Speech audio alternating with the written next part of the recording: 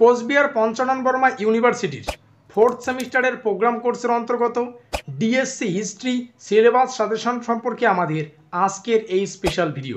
তো যাই হোক, শুরু করছি আমাদের আজকের এই স্পেশাল ভিডিওটি। এই হচ্ছে আমাদের সম্পূর্ণ সিলেবাস। 4th সেমিস্টারে এসে আমাদের ডিএসসি কোর্সের ইতিহাসের যা সিলেবাস হবে তার টাইটেলটা হচ্ছে history of India from 1857 to 1950, অর্থাৎ ভারতের ইতিহাস 1857 থেকে 1950 খ্রিস্টাব্দ পর্যন্ত। আমাদের সিলেবাসের টপিকগুলো যদি আমরা দেখি, 1 নম্বরে আমাদের পড়তে হবে 1857 সালের বিদ্রোহ সম্পর্কে। 1857 সালের বিদ্রোহের যে কারণ, প্রকৃতি এবং তার পরের ঘটনা, এই কয়েকটা বিষয় আমাদের প্রথম টপিক হবে। পরবর্তী টপিক সংগঠিত জাতীয়তাবাদের উত্থান। পরবর্তীতে পড়তে হচ্ছে রাজনৈতিক সংগঠন এবং ভারতীয় জাতীয় কংগ্রেস সম্পর্কে। এখানে মন্থপন্থী রয়েছে, চরমপন্থী এবং বিপ্লবীরা, এই কয়েকটা বিষয় এখান থেকে পড়তে হবে।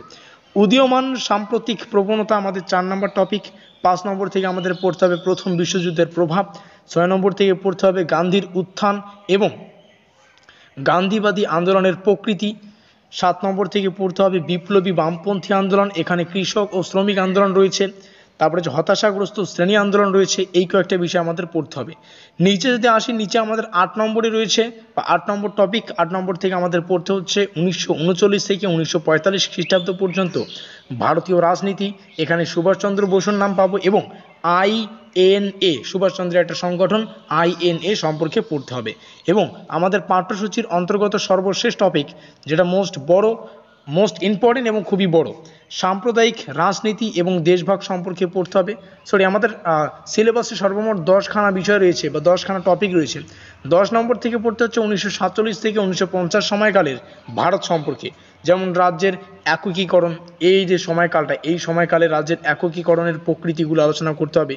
সংবিধান প্রণয়ন এবং পররাষ্ট্রনীতি, এই হচ্ছে আমাদের সিলেবাসের অন্তর্গত প্রত্যেকটা বিষয় সুন্দরভাবে তোমাদের সামনে উপস্থাপন করা হলো। তো দেখো, আজকে জাস্ট তোমাদের সামনে সিলেবাসটা তোমাদের সামনে তুলে ধরলাম। সিলেবাসে কোন কোন বিষয়গুলি রয়েছে, কিভাবে পড়তে হবে, সেগুলো তোমরা বুঝতে পারলে। এবার তোমরা যদি এখনো পর্যন্ত আমাদের চ্যানেলটিকে সাবস্ক্রাইব করে না থাকো, এখনই সাবস্ক্রাইব করে দিয়ে আমাদের পরিবারের সদস্য হয়ে নিও। কারণ কি? কারণ এই সিলেবাসের উপর ভিত্তি করে সাজেশনমূলক ক্লাসগুলি খুব দ্রুত তোমাদের সামনে উপস্থাপন করা হবে। কাজেই খুব ভালো হবে যদি আমাদের চ্যানেলটিকে সাবস্ক্রাইব করে রেখে আমাদের পরিবারের সদস্য হয়ে নাও। আর তোমরা চাইলে কমেন্টে জানাতে পারো আজকের এই ভিডিওটি তোমরা কোন কোন কলেজ থেকে ওয়াচ করছো। ভিডিওটি ভালো লাগলে অবশ্যই লাইক করে দিও, বন্ধুদের কাছে শেয়ার করে দিও। আমাদের আজকের এই স্পেশাল ভিডিওটি এই পর্যন্তই।